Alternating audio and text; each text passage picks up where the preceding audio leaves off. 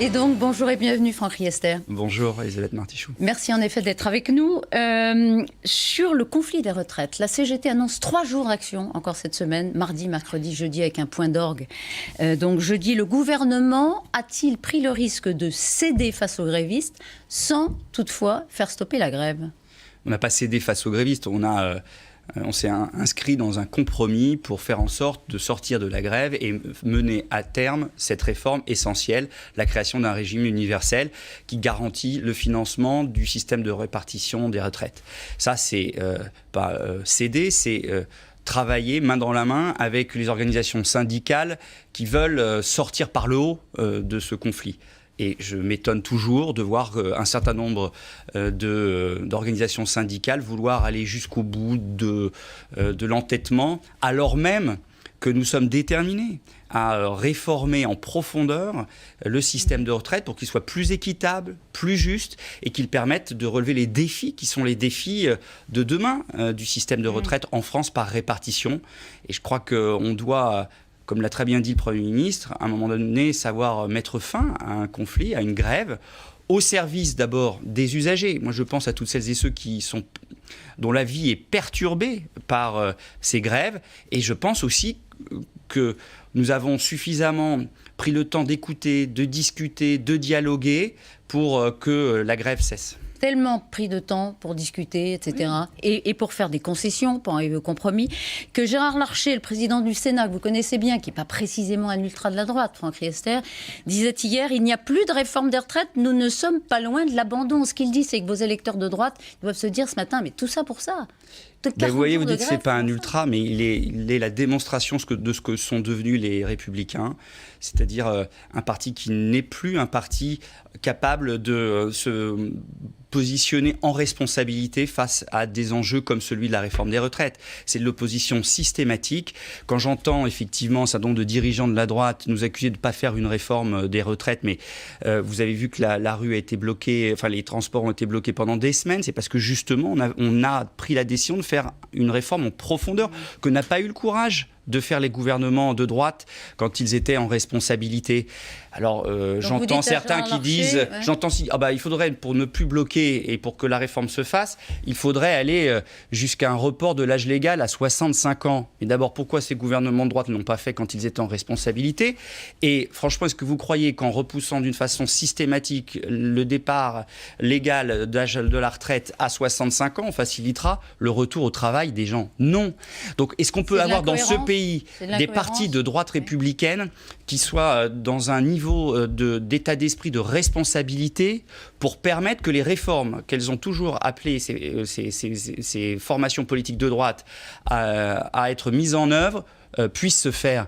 On a besoin d'avoir des oppositions qui, à un moment donné, disent « Ok, on vous suit. On voulait depuis longtemps la fin des régimes spéciaux. Vous les supprimez. On vous suit. On est tout le temps favorable à ce qu'il y ait un équilibre financier. Vous vous engagez à ce qu'il y ait un équilibre financier à terme des régimes de retraite. Vous laissez le temps aux partenaires sociaux de travailler, dont acte, on vous suit. Ça serait quand même plus constructif, ça serait quand même plus à la hauteur des enjeux de notre pays. Cette droite, telle qu'elle est devenue chez les Républicains, parce qu'il y a une autre droite, moi je suis le président d'un mouvement qui s'appelle Agir la droite constructive, qui est un mouvement de droite et qui travaille avec le Premier ministre, avec le Président de la République, aux réformes que la droite a toujours défendu. Eh bien, sur le régime des retraites, de cette réforme si importante, j'aimerais que les Républicains se comportent de la même façon. Un appel aux Républicains ce matin pour qu'ils réagissent en responsabilité. Tout à fait. Vous dites que ça n'est pas le cas. Franck Riester, ceux qui souffrent à cause de la grève, il n'y a pas seulement les commerçants dont on parle régulièrement sur LCI, il y a aussi, et on en a parlé d'ailleurs, les théâtres, les musées, les troupes qui sont en tournée. Est-ce que vous savez à combien? Est-ce que vous avez une idée de l'évaluation du manque à gagner pour eux? Non, c'est très difficile. Alors on le sait pour les établissements qui sont sous la tutelle directe du ministère de la Culture, comme l'Opéra de Paris par exemple, où on est aujourd'hui autour de entre 12 et 14 millions d'euros. Plus près de 14 que de 12 d'ailleurs. Près de 14, oui. 14 millions de pertes. Vraisemblablement, et encore les chiffres ne sont pas affinés. beaucoup plus difficile pour les théâtres privés ou les troupes, comme vous le disiez tout à l'heure. Alors, nous allons rencontrer très prochainement les représentants, par exemple des différentes associations du théâtre, pour voir avec elles comment on peut les accompagner, comme sont accompagnés, par exemple, des commerçants.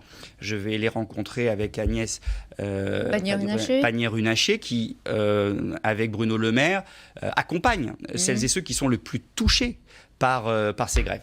Pourquoi ? Pour des aides fiscales Oui, des aides fiscales, sociales. Il peut y avoir du soutien direct, une espèce de caisse, fonds d'urgence qui aiderait les plus petits, parce que tout le monde n'a pas les reins solides. L'idée, c'est d'accompagner, comme on accompagne les commerçants ou les artisans qui sont touchés directement par le conflit. Elle est quand, cette rencontre La semaine prochaine. La semaine prochaine, vous les rencontrez. Mais il y aura déjà eu des échanges avec les représentants d'une façon plus technique. Alors, l'Opéra de Paris, vous avez dit presque 14 millions. Il y a eu des images qui ont émerveillé le monde entier. C'est quand on les a vus, les danseurs sur le parvis, le 24 décembre, donner quelques extraits du Lac des Cygnes. C'était un moment de magie, mais c'était tout à fait inédit comme mode d'expression, comme contestation, vous vous rappelez, évidemment.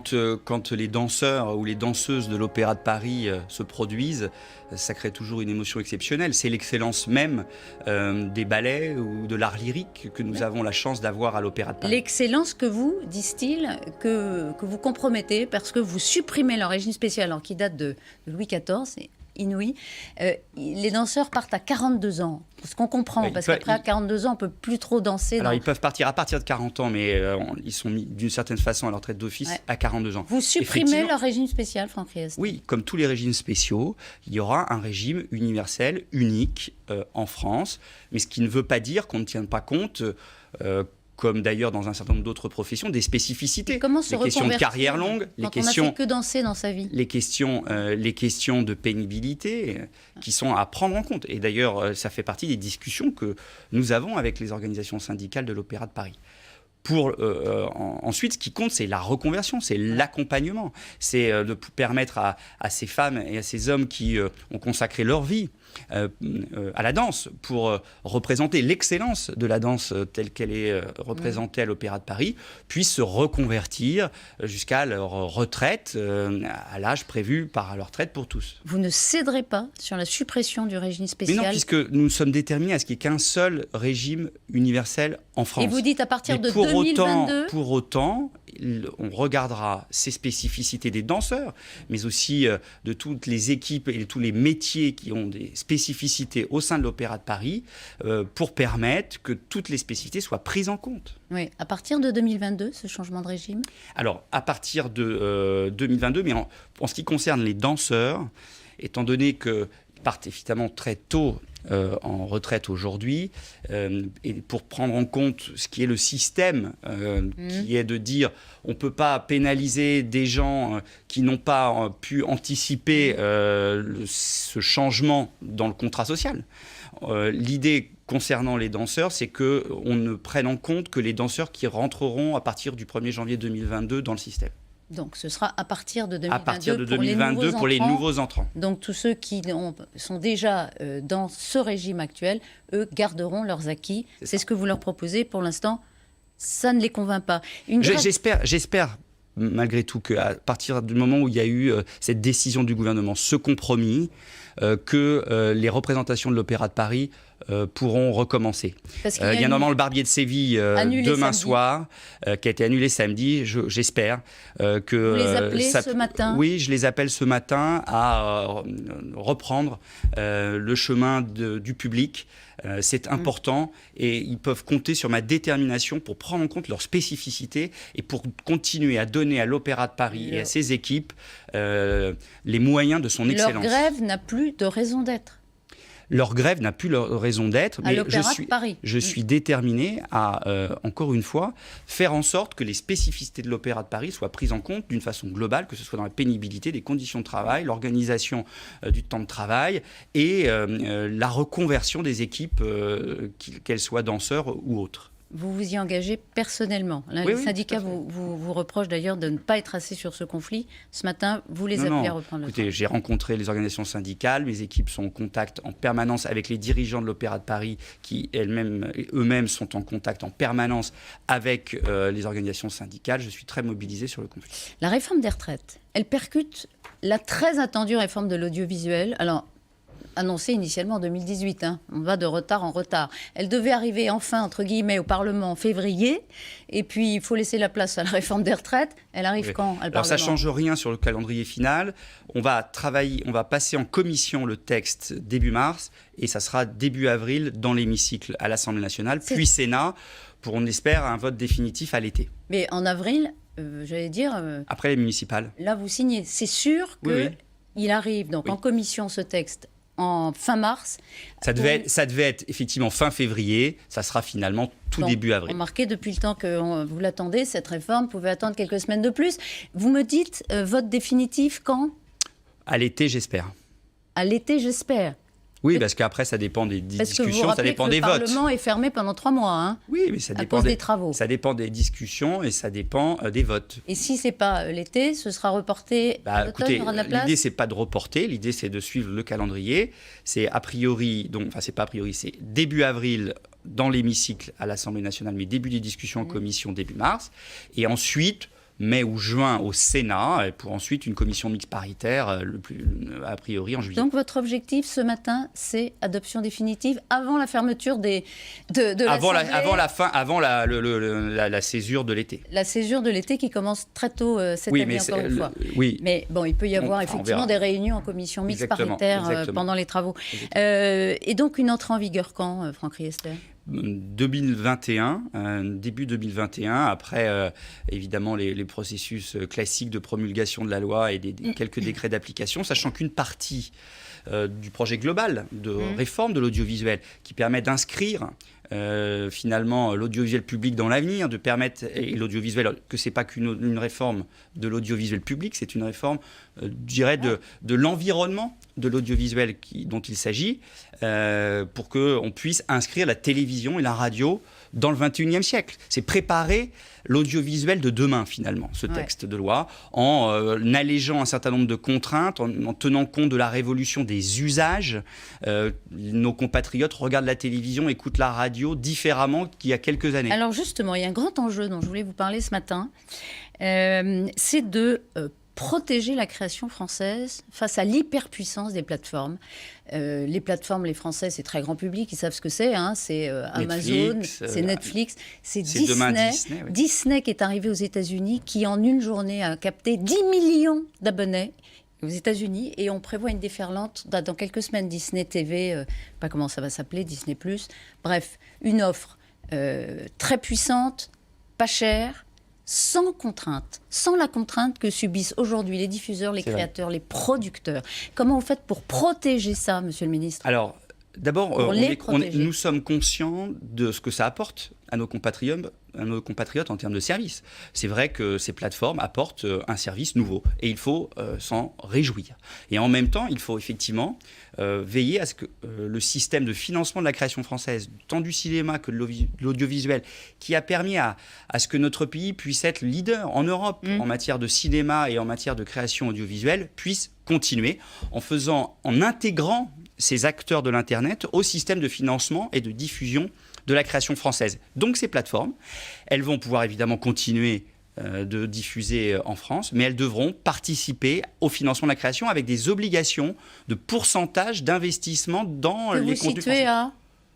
Plus de 20% finalement, on va voir, ça va être le fruit de discussions, c'est sous le gîte du CSA. Vous comptez sur le Parlement pour fixer, ou vous avez besoin encore de plus de temps ? Non, il y a un certain nombre de discussions à conduire entre le CSA, le gouvernement, les producteurs, les plateformes, pour arriver à un système gagnant-gagnant. Mais l'idée... Ça veut dire que 20% du chiffre d'affaires, c'est une taxe, c'est quoi ? Exactement, du chiffre d'affaires du chiffre d'affaires de ces plateformes devra être investi dans les contenus français ou européens. Ça, c'est un point très important parce que ça va permettre que des nouveaux financements viennent renforcer la création française. Et en plus, ils devront exposer ces contenus. C'est-à-dire, ils devront les financer et ils devront les exposer. Et ça veut dire quoi, les exposer ? Les exposer, ça veut dire qu'ils soient plus accessibles sur les plateformes.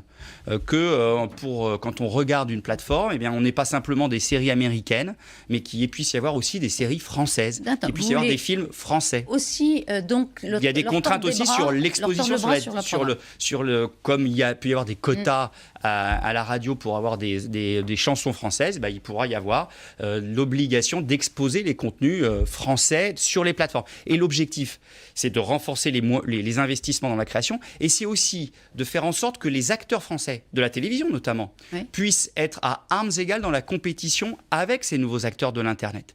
Parce que ce combat, c'est un combat culturel majeur.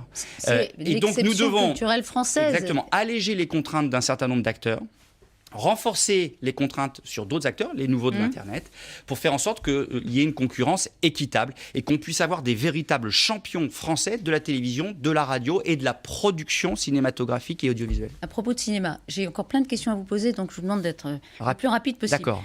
Avant même la loi, il y a des dispositions qui concernent la pub, qui vont entrer en vigueur quand, par décret ? Dans les semaines qui arrivent. Avant la fin du mois ou... Non, dans le trimestre. Dans le trimestre. Qui va libérer... Alors, le cinéma va être autorisé dans les écrans de pub, c'est nouveau. Oui, on veut que nos compatriotes accèdent davantage aux films de cinéma à la télévision. Aujourd'hui, on a des jours interdits, notamment le mercredi soir, on a le vendredi soir, le samedi soir, le dimanche, toute la journée. On veut changer ça et ouvrir la possibilité aux chaînes gratuites de la télévision, de la TNT, de pouvoir diffuser du cinéma à la télévision tout le temps. Et donc, c'est ce qu'on va faire, là, dans les semaines qui viennent. Vous avez dit à la fin du trimestre. Ça va changer véritablement, ou peut-être même avant, ça va changer la façon dont on va regarder la télévision. Ça, c'est très important. Ensuite, ça me fascine, on n'a pas le temps, mais la pub segmentée. La pub segmentée, c'est de la pub personnalisée comme sur Internet. C'est-à-dire que vous prenez deux voisins de palier et ils n'auront pas les mêmes écrans publicitaire. C'est possible techniquement, ça ? Alors, ça nécessite un travail entre les opérateurs de télécommunications et les chaînes de télévision notamment, pour permettre justement de pouvoir collecter un certain nombre de données d'habitude de consommation de ces téléspectateurs, pour ensuite utiliser ces données pour mettre la publicité adaptée, comme c'est le cas sur... C'est économique comme enjeu. L'intérêt, il est économique, mais non, pas qu'économique. Quand même de... Non, écoutez, des fois, on préfère avoir de la publicité sur des produits qui nous intéressent que sur des produits qui ne nous intéressent pas. Et quand il y a eu des réflexions, c'est ce qui se passe d'ailleurs sur Internet. Sur Internet, vous avez sur Facebook, sur Google, vous avez une publicité qui correspond en gros à vos goûts et à votre sensibilité. Comme sur Facebook, comme sur Google. Exactement. Donc c'est pour qu'il y ait une concurrence équitable entre les acteurs de la télévision et les acteurs de l'Internet, pour que ces ressources financières viennent financer et conforter des acteurs français qui, en plus, ont une démarche vertueuse puisqu'ils contribuent au financement de la création cinématographique et audiovisuelle. Et en même temps, de permettre finalement un meilleur agrément pour les téléspectateurs quand ils regardent des publicités. Parce qu'on l'a vu avec des études qui ont été faites sur les acteurs de l'Internet qui font de la publicité, les Français préfèrent, ou les citoyens préfèrent avoir une publicité qui leur correspond plutôt qu'une publicité qui ne leur correspond pas. Ce sera le cas, donc, très vite, puisque vous dites même peut-être avant... Alors, il y aura besoin d'avoir des travaux quand même avec les opérateurs de télécommunications pour caler techniquement les choses. Oui, et puis mais c'est dans les semaines et les mois qui viennent. J'imagine, aussi de la valeur qui sera produite entre les opérateurs et les diffuseurs. C'est vrai. Très vite, une grève qui dure, et qui est aussi dans votre secteur, qui n'a rien à voir avec la retraite, c'est une question de suppression de postes. 300 postes supprimés à Radio France sur 4400 CDI. La grève dure depuis 40 jours. 40 jours. Est-ce que vous soutenez Sybille Veil dans la fermeté ? Les syndicats disent elle tape trop fort, on n'a pas besoin de ces économies, ou alors faisons-les autrement. Écoutez, nous, on a fixé une trajectoire financière 2018-2022 à l'audiovisuel public, notamment à Radio France. On demande 20 millions d'euros, on baisse de 20 millions d'euros la contribution à l'audiovisuel public pour Radio France. Et dans sa réflexion stratégique, Sylvie Veil prend en compte cette réalité-là et l'autre réalité, qui est la nécessité de transformer l'organisation de l'entreprise pour tenir compte de la révolution des usages et des technologies. C'est pas à moi de rentrer en détail dans l'organisation du plan de transformation de la direction de Radio France, mais je fais confiance. Je fais confiance à la direction de Radio France pour trouver les voies et moyens de mener cette transformation nécessaire et de sortir de la grève. Juste par parenthèse, vous ne regrettez pas le tweet que vous avez publié la semaine dernière, le jour de Charlie Hebdo, du 7 janvier. Vous avez fustigé le syndicat, la CGT en l'occurrence, qui perturbait les antennes ou un autre... J'ai pas fustigé la... Je vais vous dire exactement, je crois qu'on peut le voir là, jour anniversaire, les syndicats, les grévistes font annuler sur les antennes des émissions traitant de la liberté. Il se trouve qu'aujourd'hui, effectivement, ce sont quelques grévistes. Radio France. Ce sont quelques grévistes qui, aujourd'hui, peuvent bloquer les antennes. Et je suis convaincu qu'il y a une vraie mission de service public pour le service public de l'audiovisuel. Sinon, à quoi sert d'avoir un service public de l'audiovisuel? Et ce que j'ai voulu dire avec ce tweet, c'est que quand même, le jour où il s'avère que c'est un peu un symbole de la liberté d'expression, ce 7 janvier, où un certain nombre d'émissions devaient parler de liberté d'expression, notamment que le service public de l'audiovisuel n'arrive pas à faire une petite parenthèse dans la grève au service de ce qu'attendent nos compatriotes du service public, c'est notamment parler de ces sujets-là.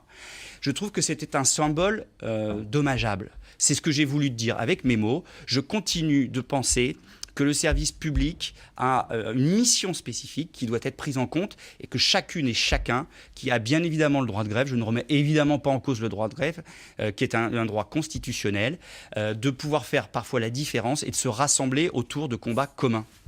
Franck Riester, un tout dernier mot très rapide. Gabriel Matzneff, il avait droit à une allocation, on ne revient pas sur le scandale, tout le monde est au courant, presque, j'espère. Gabriel Matzneff, l'écrivain, vous souhaitez la suppression de son allocation annuelle qui lui est donnée par le Centre national du livre, mais c'est une allocation qui concerne que très peu d'auteurs. 14 auteurs 14 vieillissants, auteurs, si je c'est peux ça, dire ça. 14 auteurs qui étaient donnés d'une façon discrétionnaire. J'ai pris 2 décisions. L'une, de créer une commission qui va statuer sur les conditions de renouvellement de ces allocations, en tenant compte de 2 critères, la question effectivement du dénuement financier et la question de la contribution à la vie artistique française. Et j'ai dit une deuxième chose, j'ai dit qu'en ce qui concernait Gabriel Matzneff, tant sur le critère du dénuement, puisqu'il souvent il dit qu'il est dans des beaux lieux et qu'il vante son train de vie. Je pense qu'il n'est pas il ne coche pas la case du dénuement financier. Et deuxièmement, la contribution à la vie artistique française, quand on voit ses propos autobiographiques et ses interviews dans la presse sur en se faisant le chantre de la pédocriminalité, je ne pense pas que ça contribue au rayonnement artistique de notre pays. C'est dit. Merci Franck Riester d'avoir été ce matin sur LCI.